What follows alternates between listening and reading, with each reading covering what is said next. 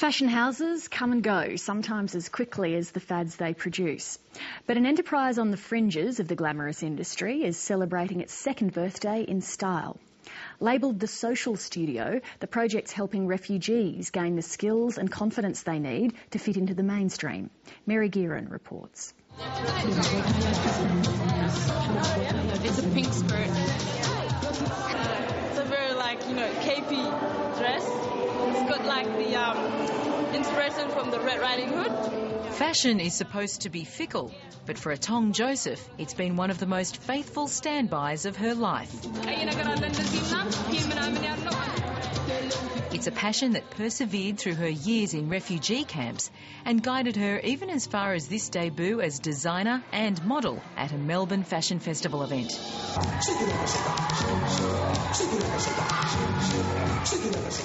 This show is not just a personal high for ATONG Joseph, but the culmination of 2 years' work for the Social Studio, a social enterprise for refugees. The idea is that the enterprise creates training and employment opportunities for young people who need a chance.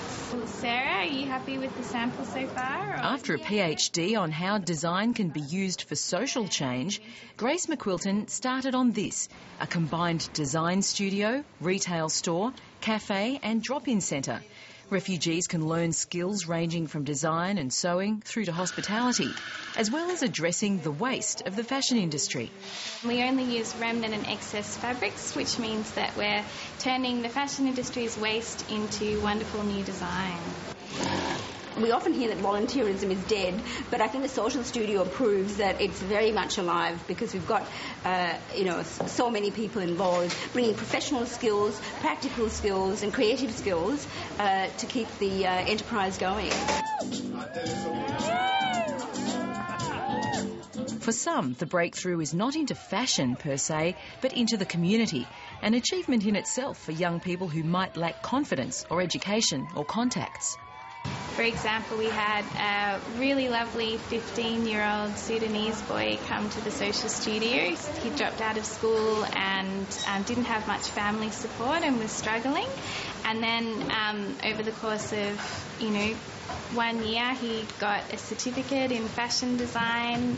He got an award for his achievements and has, really just grown from strength to strength personally. I've seen a lot of people get jobs in other places, full-time work, part-time work. Some people have been helped with housing, some people have been helped with legal, things. And, yeah, I've seen a lot of people walk away in a better situation. I don't have much memory of good things about Sudan. Mostly, really strongly, I remember a lot of bad things that's happened to my family, to the people around me, to the place, everything. So it's always something bad that I remember. So what's it been like being here and actually designing things? It's been amazing. It's mind-blowing, really. ATONG Joseph was 3 when she and her family fled their home near the troubled north-south border of Sudan.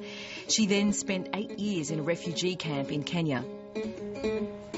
It's not as if she had it easy in Australia either. As the only student in her state school who wanted to do fashion studies, she was taught by a woodwork teacher and still got A+.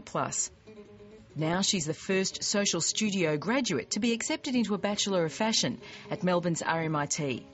When you finish your homework, you'll be ready. For ATONG Joseph's parents and 6 siblings, her achievements are a point of family pride. I'd say she was born to be a designer because that's all she ever talks about. And we're proud of her. Proud. Whatever. The Social Studio is now seeing financial blue sky after starting up with grants. But don't expect a franchise near you. This non-profit venture would now like to mentor other communities starting their own similar groups. Empowerment is the name of this business.